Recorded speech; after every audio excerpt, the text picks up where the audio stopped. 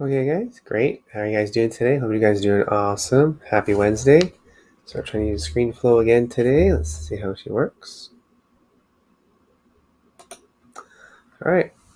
So today's topic is ask yourself these 4 questions before you quit something. When you're ready to give up on a job or a big project, it can be really hard to know if you're making the right choices. Asking yourself these questions can help.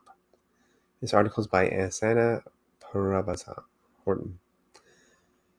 We are led to believe that the best approach to life is to never give up, and while perseverance and grit are essential, I think I did this one yesterday actually. Whoops, hold on.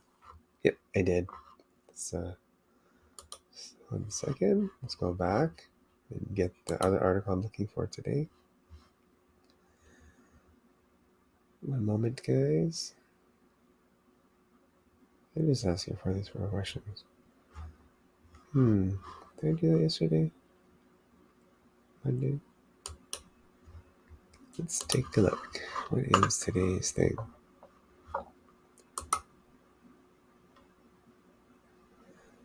When giving up is a good thing. Oh yeah, it is that one. Yep. Ask yourself 4 questions. That's right. Cool. That is the one. All right. Give me a moment.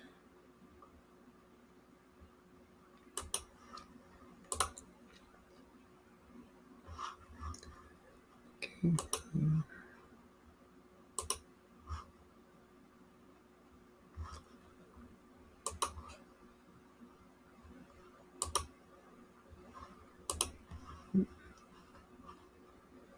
StreamYard.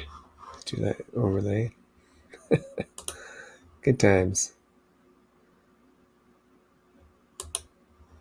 Okay. When you're ready to give up on a job or project, it can be hard to know if you're making the right choice. Asking yourself these questions can help. Cool. Read that. Okay. So we are led to believe the best approach to life is to never give up. And while preservation and grit are essential to success, so is knowing when to walk away. But how can you tell when quitting is the right thing to do? After all, if you give in every time you feel like throwing in the towel, you'll never get anything done. These 4 questions can help give you an idea of whether it's time to say goodbye or keep it just a little bit longer. 1. When did I pursue this in the first place? Every worthwhile endeavor will have its challenges and setbacks. In testing times, it can be easy to get fixated on how dire things are and ignore why we pursued the project or said yes to the job offer in the first place.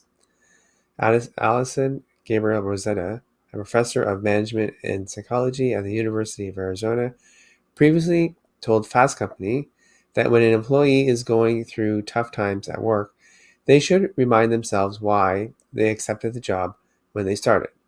Understanding their why and examining whether or not that aligns with their role, the employee rather than role allows the employee to make a more rational decision whether they should stay or go.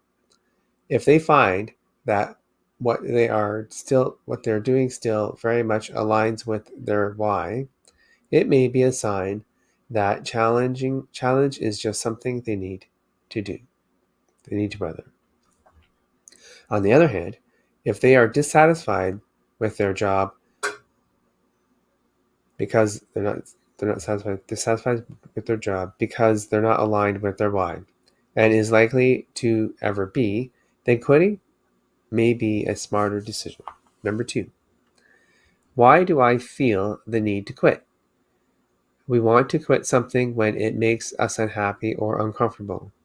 In addition to understanding why we took it on in the first place, figuring out why we are thinking of giving up makes it easier to decide what's best. Saying you're a new business owner and you're facing financial uncertainty, you're likely you're you feel like people don't take you seriously as much as they did when you were high flying executive at a global corporation. When you see your former colleagues living this lifestyle and getting the star treatment, your pride might drive you to quit and go back to your former life. But as recruiting specialist Skip Hall previously wrote for Fast Company, pride or prestige should never be the only reason for making a move. There are so many other factors to weigh in, even if they're hard to see. If you haven't left your corporate executive role because because you were frustrated with the lack of an autonomy and quitting your business venture meant going back to that, would probably find yourself unhappier if you quit being an entrepreneur. On the other hand, Hall wrote that when your values don't align with what you're doing, you probably won't be able to make yourself happier in the long run or term. If you can't go home at the end of the day feeling proud of the decisions you've made at work, it's time to consider a move. Yep. So if in the course of your entrepreneurial journey you realize that you do thrive better as an employee, then quit your business venture. Quitting your business venture might be just the right thing to do. Number 3, pardon me. Have I done everything I can to make this work for me? That's a good question. Sometimes your frustrations might come from change, and the best thing to do is in this instance, is to embrace it, as Stephanie Vozola previously wrote in Fast Company. Other times you've tried one method and it didn't succeed, so you needed to try a different approach in order to get different and better results. Entrepreneurs do this all the time by pivoting their businesses when one avenue doesn't work, as reported in the 2016 Fast Company story. Nama Bloom, founder of Tampon Subscription Service. That's interesting. HelloFlow, later acquired by She Knows Media, realized that her customers wanted information more than anything else. So she focused her energy on developing content and working with brands to scale her business rather than her initial product-based idea. There will be times, however, when no amount of pivot will lead to the results you want. When the co-founders of the Brooklyn Kitchen were approached to build a store in Manhattan, they viewed it as a great business opportunity. But their Manhattan store never took off, and they decided to abandon the project after a year. It was clear that no matter what they did, the concept they were trying to sell wouldn't just not stick. Taylor Eckeren, one of the co-founders, told Fast Company, "We would have been sunk if we had waited any longer." Relate this Silicon Valley therapist tips for coping with startup stress. Number 4, what do you have to gain by quitting? Another good question. Everything you do has an opportunity cost, whether you choose to do something or not. And sometimes quitting means you can get more resources to do something that's more important to you. Embarking up the wrong tree, the surprising science behind why everything you know about success is mostly wrong. Written by Eric Barker. He told the story of a man, Spencer Glendon, who suffered from chronic ulcerative colitis in high school. Due to his weakened immune system, he was instructed to focus on just accomplishing one thing a day. So that's what he did. Sometimes it was simple as cooking dinner, and other times it was something else.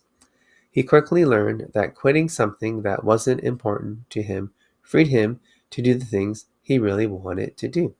In other words, he had a lot of gain by quitting. Barker wrote, "We don't like to think about limits, but we all have them.